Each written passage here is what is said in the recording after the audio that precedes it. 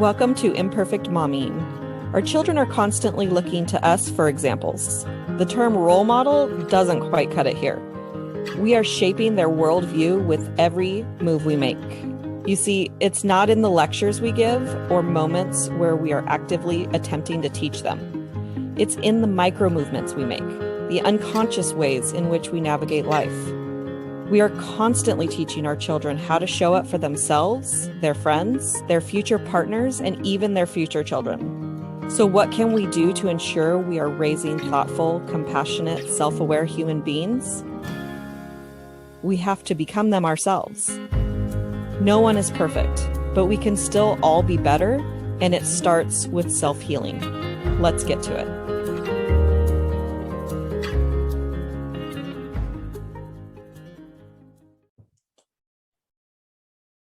Welcome back to Imperfect Momming, and we have a very special guest today, Liz Patterson. Welcome to my podcast. Thank you so much for having me tonight. Absolutely. So tell us a little bit about who you are and what you do. I am the founder of Proactive Wellness Coaching, and I help motivated, mostly women. Also, I have some male clients too, but mostly motivated women to feel sensational in their own skin. And we do that by addressing 4 pillars of wellness. My philosophy is that everything is interconnected. So your mindset, movement, sleep, nutrition, all of it has to be working in balance and in synergy in order for you to feel your very best. And when something is out of balance, that's when we start having symptoms of inflammation, aches and pains, low energy. And that's just our body telling us that something is out of alignment and that we have an opportunity to make some kind of a change to fix it and address it. Most of the change takes place over time, and I coach my clients usually in a one-on-one setting to make small changes that fit within their lifestyle so that they don't feel deprived, so that they're not feeling like it's too much all at once to remember. And that way it becomes a part of their life and a part of their habits in order to stick with them and be sustainable for a lifetime of health. And I do most of this with a great sense of humor, with very little judgment. We try to take away the words like bad foods, good foods. I was so good this weekend, or, like, oh, I was so bad, I have to go work out. And when you can release some of the judgment against yourself, it makes it so much easier to start making changes. I totally agree, because it's like when you're feeling, I'm sure that this is a cycle that people go through where, you're being good, and I'm using air quotes, you're Yep. being good, and then you have a bowl of ice cream or maybe a tub of ice cream, and then, or you have, a little bit of a cupcake, and then you're like, oh, well, I already ate a cupcake, so I might as well eat the entire cup of ice cream and then the entire container because I've been bad. And then I'll start over again tomorrow. Right. And what that does is it basically erases all of your progress from maybe even days worth of progress. It can just eliminate. And then you start feeling guilty about it. And that guilt just leads you to more maybe comfort eating, or maybe leaning into some other thing that isn't the best for you. Maybe your guilt makes you like stay up and scroll late at night if your thoughts are racing and you have trouble falling asleep. So there are so many ways that you can address that and take away the power from the food and put it back in your own hands, and take away the power of like all of these external factors and give it back to you in a way that feels sustainable and right for yourself. Yeah. And I feel go ahead. No, go ahead. I remember the first time that this idea of like emotional eating really came up. It wasn't like labeled emotional eating, but it was like, pay attention to when you eat. Mm-hmm. And I just paying attention to when I had food triggers was super fascinating, because I would walk into my dad's house and immediately go to the fridge. And I was like, oh, that's really, I wonder where that came from. Like, what is it about going to my dad's house that like requires me to go in maybe it's because he always has like some kind of Armenian dish that I only get at his house, right? I never really dived into why. I just, once I recognized it, it was easier to not do that. And like, am I actually hungry? Or is it just, this is the habit that I'm in? Right. And I thought that was so fascinating. Yeah. And one of the other things that, well, two things that come up with that is one, I talk a lot about like, if this is a really special thing, you can have, if it's a celebration, maybe we celebrate with food for everything, right? All over the world, we celebrate with food. So it's kind of impossible to avoid it. But if you are at a celebration meal or you're at your dad's house and you can only get this Armenian dish there, you should be able to enjoy that. But if you're out at a meal, it's okay to not have the richest appetizer, the richest entree, the richest dessert. Chances are this isn't the only time you'll ever be there. If it is the only time, you should do it up. But I mean, I like to say we don't have to treat every time we go out like it's your death row meal. Like you don't have to always have, it doesn't always have to be all out dining. Like we go out to eat a lot. My family and I go out to eat all the time. And so 90% of the time I have to choose something healthy on the menu. I can't just get whatever the specialty is, because otherwise I wouldn't feel good. I would feel sluggish and worn out and tired. So, but if I'm going to a special place that I've waited and we've had reservations for months, I will go all out and I will feel zero bad about it. And I definitely won't tell myself the next day, oh, I better go work out, like as a punishment for that. So the reason that was so funny to me was that like my boyfriend had a pattern of making every meal that he ate the best meal that he could possibly have in that moment. Right. And a lot of us do that. And that comes a lot. It very often will come from your gut bacteria. So I work with my clients a lot to rebuild their microbiome. Sometimes your cravings, your energy level, your inflammation, your joint pain is not something that you are directly doing. It comes from the food that you're consuming, and it's not always food that is air quotes bad. Yeah. It can be food that seems like it should be good for you, but it might be inflammatory to you. And so healing the gut can help reduce overall inflammation. And it can also help reduce those cravings because you're encouraging the good bacteria, the healthy bacteria that thrives on fruits, vegetables, plant protein, plant polyphenols in order to thrive.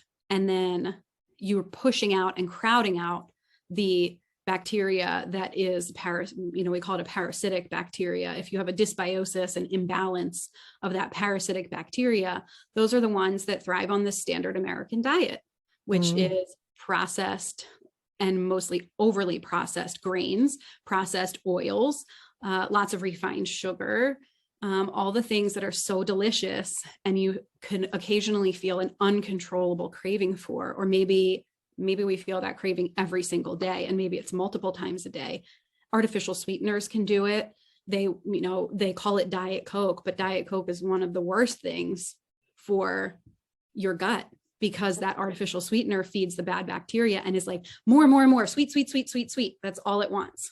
So I actually heard on a YouTube video that diet soda is the same chemically as pesticides. And I was like, whoa. And I've never been a diet soda drinker. I'm not a big soda drinker in general, but when I heard that, I was like, and I know a lot of people that are like, oh, I'm being healthy because I'm drinking diet soda now. It's sugar-free. It's sugar-free. I actually had a nutrition class in college a million years ago where the teacher was like, I mean, this diet soda is the same as water because look, it says 0 all the way down. And I'm like, and I just tuned them out for the rest of the class. I was like, I can't even start to or pretend to listen to you anymore, because that was the stupidest thing I'd ever heard in my life. And that is the typical advice from a registered dietitian or a clinical nutritionist that you'll see that is covered by your insurance. I tried basically everything. I tried every avenue. I tried every program to try to lose weight, to increase my energy, to feel better. And when I went to multiple nutritionists, they were like, well, you should be getting the light yogurt that doesn't have sugar in it and has artificial sweetener instead. And you can use, and they put out like these sugar packets instead of sugar in your coffee. They're putting out artificial sweetener packets.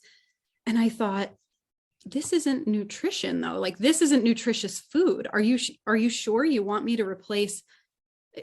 Is sugar good for your body? No, not really. It can cause a lot of problems, but it's at least real food. It's not a chemical. Yeah. So yeah, it's not man-made. Right. But we are given so much information from outlets that we are supposed to trust that, and we see this coming up a lot in a lot of different places now, but for food, we're bombarded with advertisements for almost only food that will cause inflammation, food that will cause the cravings. And you're not seeing a commercial for vegetables or your local farmer's market. Right. Although there is the Jolly Green Giant, I do remember seeing commercials, but not as many as there used to be. You're right. I don't see him anymore, but he was a jolly guy, wasn't he? Wasn't he?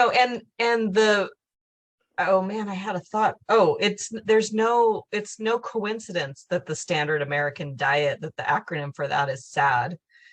Because it's very sad. It's so skewed. And I've been watching a lot of nutrition videos in the last 6 months or so. And it's, when they created the pyramid, it was, created by the government, which subsidized grains. And so they're like, yeah, eat green 5 times a day, or 5 servings a day.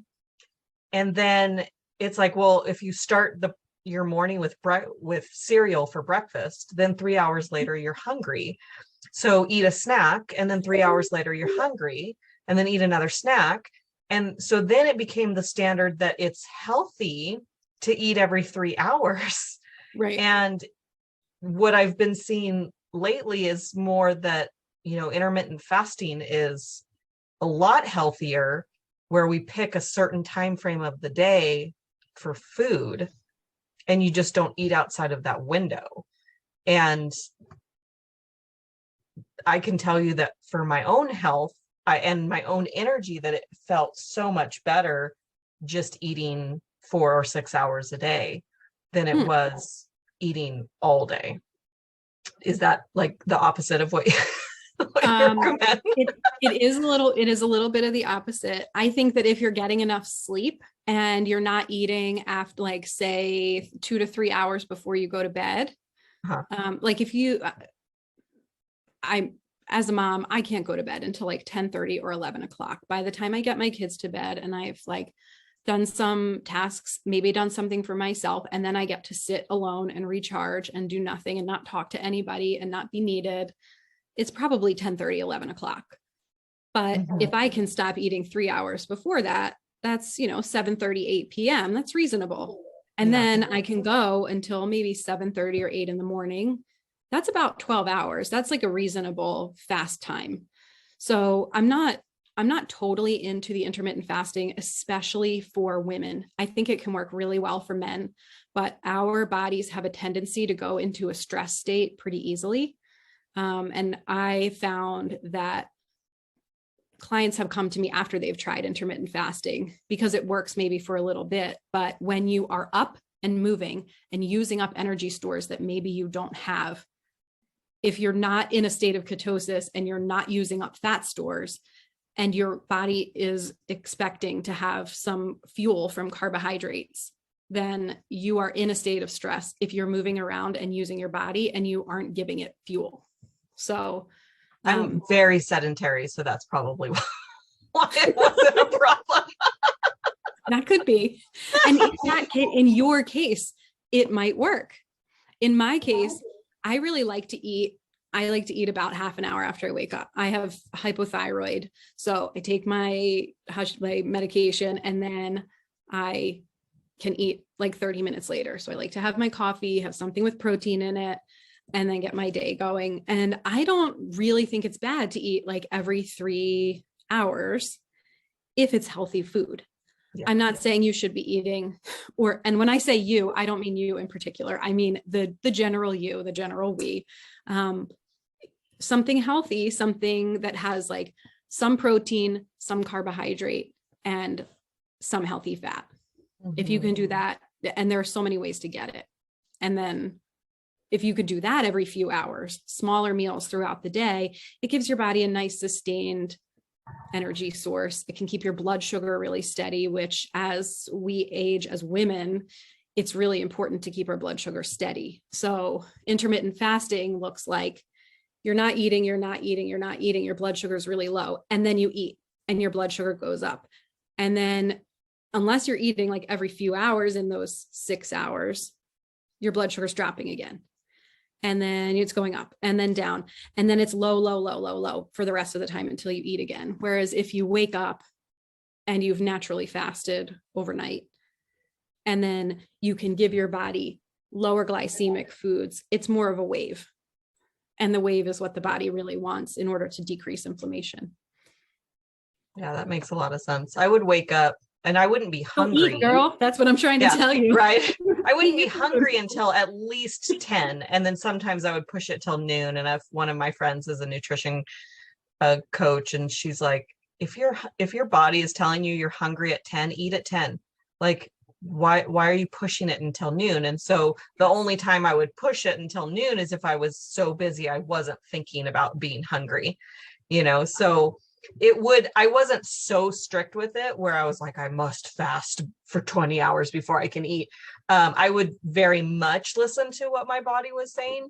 But I also, I have become, I'm a surrogate now. Right. So thank you. I've been a surrogate 3 other times, and this is the 4th time.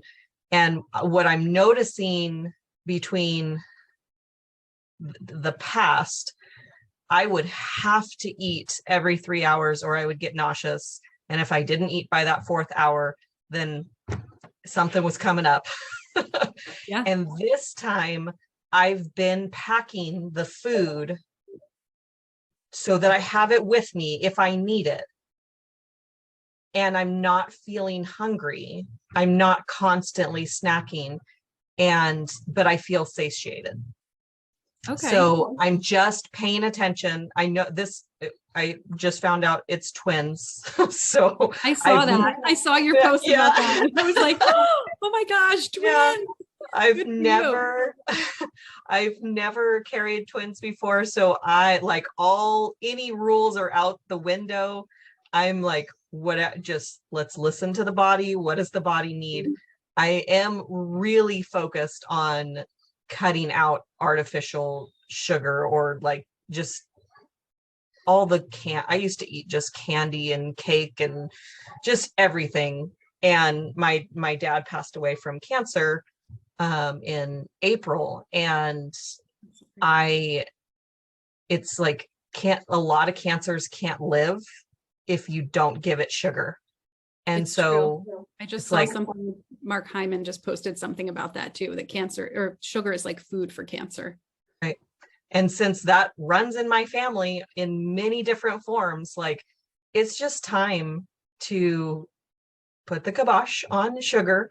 And, and I haven't really even been tempted for the last probably 2 weeks. I think on Saturday, they had a Girl Scout cookie shake at Jack in the Box. Oh, and we were on I know, right?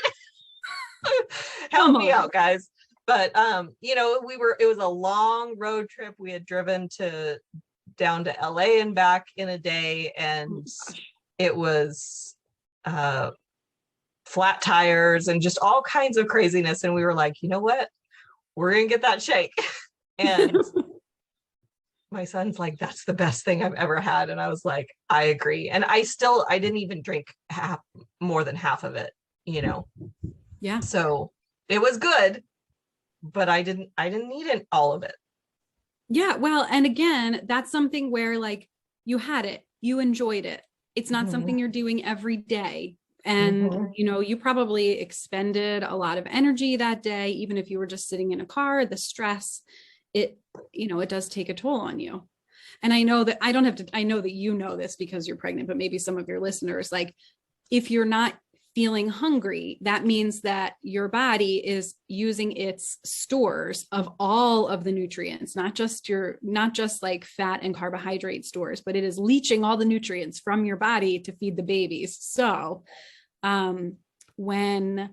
even if you're not feeling hungry, making sure that you're getting some good nutrition, even if it's I'm sure you're taking like some kind of a supplement, like a multivitamin, in order to not deplete yourself so much that at the end, I mean, pregnancy is this amazing process that it really does just turn us into vessels. So interesting story about that. The way our hormones work when you're pregnant, I had gallbladder disease and I didn't know it. And it started happening before I was pregnant with my first daughter. And I would have like slight stomach pain and be like, that's probably nothing.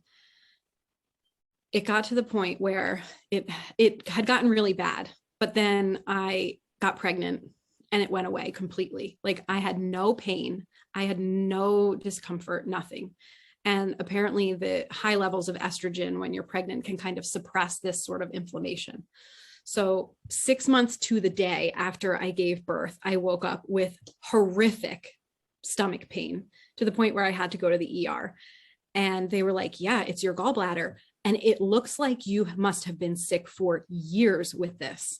And wow. Only the pregnancy basically saved me from going septic because of the hormones of pregnancy. The surgeon who did my surgery was probably too old to be doing surgery, but he was this old guy who knew everything about everything. And he said, oh yeah, it totally makes sense because 6 months after you give birth, that's when those high levels of estrogen go down and inflammation can come back. Wow. And so it turns out that was probably the reason I went into labor early with my daughter, because it had started, like maybe she kicked me or something in the gallbladder. But anyway, it's to say our body does these wondrous things when we are pregnant, but make sure you're eating enough, please. Oh, yes. I am very aware. I was carrying a box. I probably shouldn't have been carrying the box, but I was carrying the box and it was just sitting on my stomach. I'm 7 weeks, so I don't have a stomach, but it was just like, I was leveraging it. And it was pushing down and my body was not happy with that. And I was super nauseous for the next 20 minutes. And then I was fine. It was like, and it was hot. There was all kinds of problems. Like I said, I shouldn't have been carrying the box, but sometimes we got to do stuff. Well, 4 weeks before that, you would have been fine to do it. So it's not surprising that you just go to do what happens naturally, right?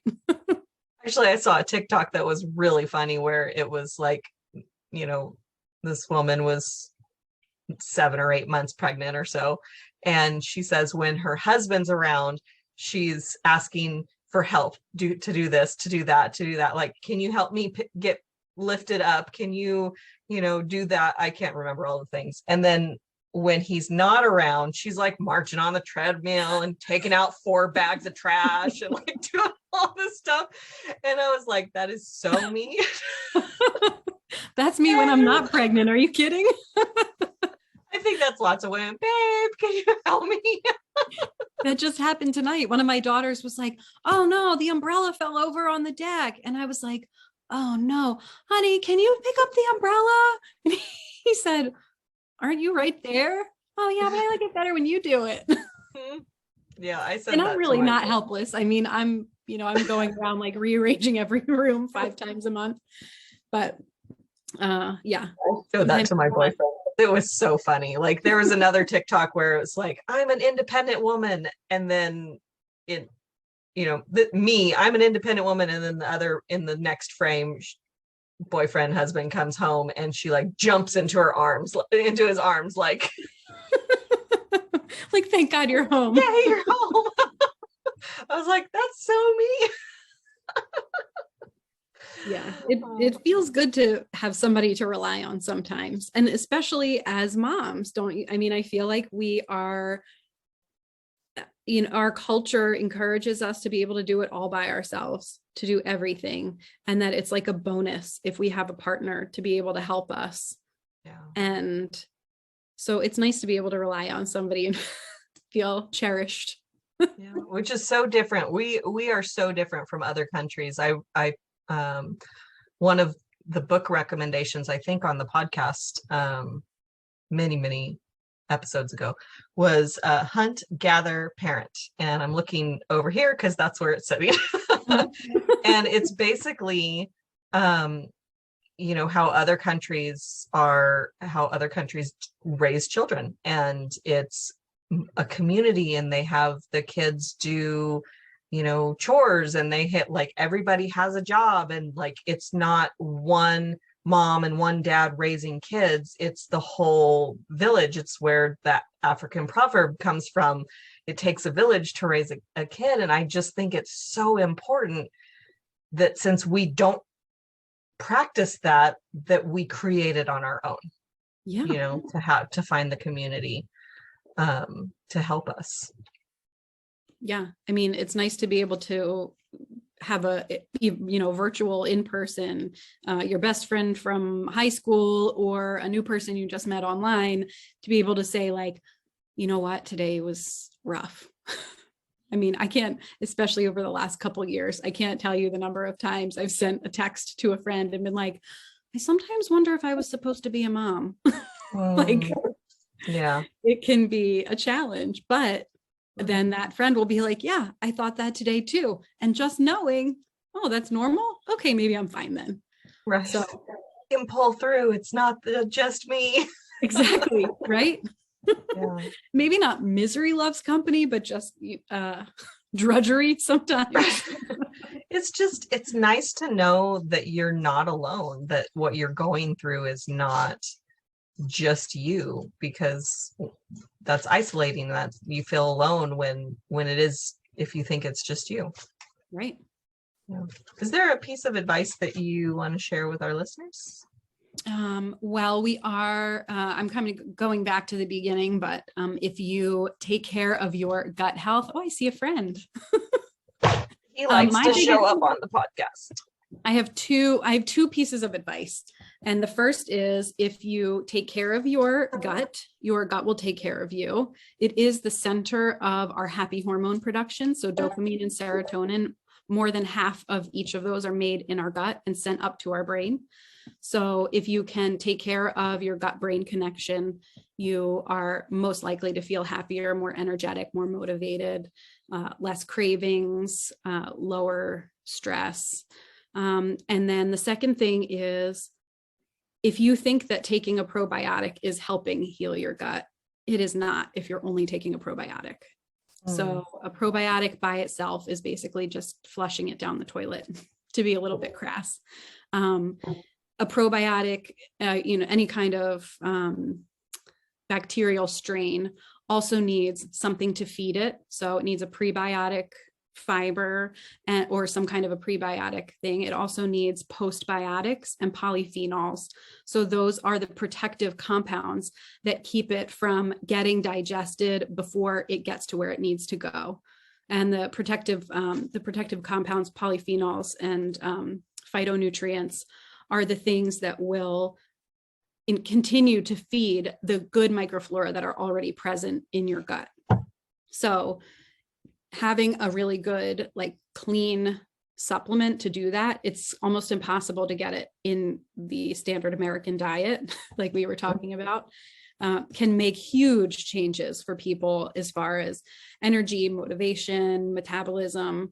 and can help give moms the energy to be able to tackle the day when it's late at night and we're ready to be done and we still have a couple hours left, right? Yeah. And if you didn't understand what Liz just said, sorry, an appointment with her. Yep. I'm offering a free 30-minute exploration session to anybody listening today. And Alicia will send that out. And it's also, I'll make it available on my website, proactivewellnesscoach.com. And I also have some free gut healthy recipes that you can get your email, and then you'll get the free download. And that's on my homepage, proactivewellnesscoach.com, and also proactivewellnesscoach.com/contact if you want to subscribe to my newsletter, which is called It's All Connected. And that is basically looking at the different pillars of wellness and how you can make small changes in order to feel your very best. Perfect. That's exciting. I might have to run over there and sign up.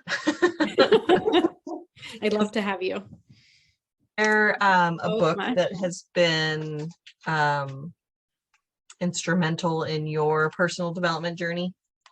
So one of them that's sort of nerdy is called The Disease Delusion. And it is, I'll get it right here. It's loaded with notes. It's by Jeffrey Bland. I have no affiliation at all, but it basically talks about the ways that you can use food as medicine and all of the ways that incorporating more plants into your diet can actually improve health outcomes. And the thing that you said about like sugar feeding cancer cells. And what I love about it is backed up with scientific studies. So it just has, the appendices are probably almost as long as the book. In order to give like definitions, and it's pretty heavy. It's not, you might want to read it to fall asleep at night, actually. And you might get through a couple of pages at a time, but it's one of the texts I use in my sort of certification process. And it's just been sort of instrumental in solidifying my love for the science behind it all.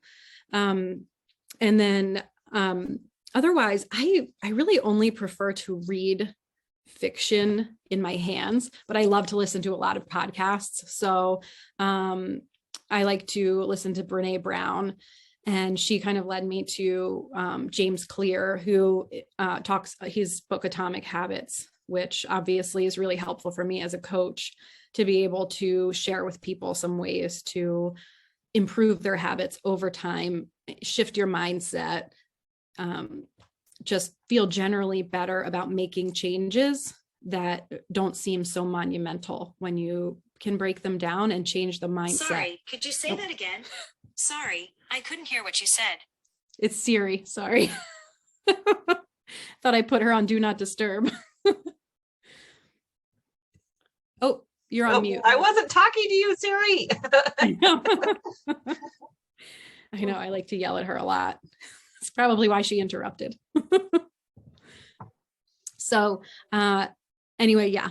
So James Clear Atomic Habits is really great if you are looking to change your habits. And if you want to geek out on the science, the Disease Delusion is a really good one.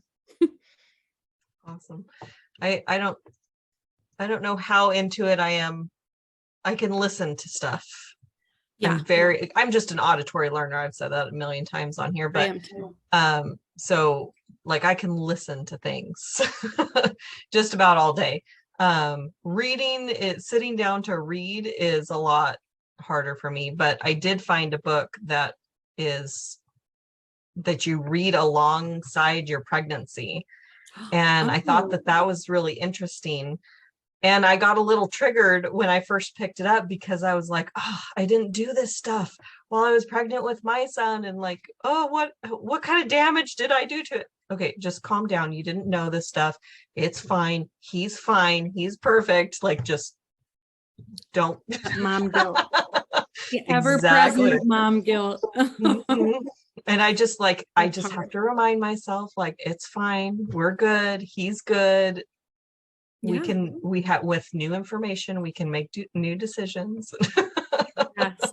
I mean, that's a great philosophy for our whole life. With new information, we can make new decisions. It doesn't have to be the way it's always been. Exactly. Yeah. So where can I think you already said it, but you can say it again. Where can they find you? www.proactivewellnesscoach.com. My email is on the website, but it's liz@proactivewellnesscoach.com. Please don't spam me. It's a nice, clean email box right now. And amen. I have an overwhelmed email of a different email address, and I'm trying to just let that baby go. So, we can connect by going to the contact page on my website. I have some great articles. I have a blog that is always in development and evolving. My practice is evolving. I'm working on a 6-week group coaching program right now. I'm hoping to have it released by the end of the summer. That will give sort of a taste of what it's like to work one-on-one with me without such a time commitment. Yeah. Awesome. So. Well, I appreciate you being here today and pouring into our guests and having a lovely conversation with me. And right before the appointment, I was just like, oh, it's the end of the day. I'm tired. It's 3 hours ahead for you, but I have all my energy in the morning. And then by the end of the day, I'm like, I'm done. But I also forget that like these kinds of conversations energize me. And so have to remember that instead of rescheduling because I'm tired, well, do it anyway, and you will feel good at the end of it. Yeah, I have to say it's after 8:00 here, and I was sort of feeling the same thing. But honestly, as soon as I finally got to see you in person, quotes. Yeah. I thank you so much for having me. It's been great chatting. I hope we can chat again. Absolutely. Sounds good. I have lots of questions for you that are very specific to me and not always reach out anytime.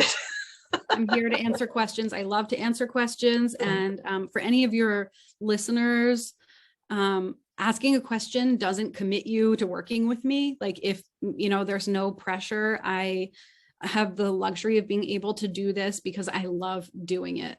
So there's zero pressure to make any kind of a commitment if you just have a few questions.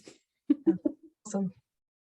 All right. Well, we will have another episode of Imperfect Momming for you next week. And until then, keep healing.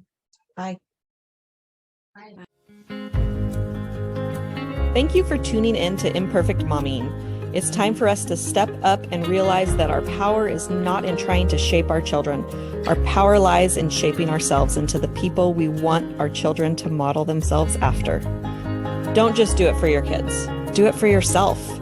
When you become a more self-aware, compassionate, and confident person, you and everyone around you benefit. For more information about me and my work, visit AliciaLyons.com. That's ALYSIALYONS.com. See you next time.